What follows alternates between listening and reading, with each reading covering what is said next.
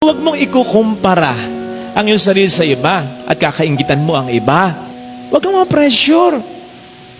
If you just concentrate on your own face, not on the face of others, makikita mo pwedeng parang nauna sila, pero makikita mo rin kung tututukan mo lang talaga.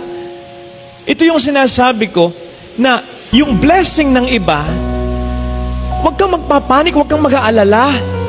Kasi may blessing ka rin, maniwala ka. Hindi nakababawas at lalo't higit, hindi nakakaalis ng blessing mo yung pagpapala na natatanggap ng iba. Makatatanggap ka rin, makikita mo rin. At kapag natanggap mo, kapag nakita mo na, you'll realize na yung moment na natanggap mo at nakita mo na, speaking of blessing yun talaga yung araw, yung panahon na itinakda ng Panginoon na ito ay iyong maranasan o makita.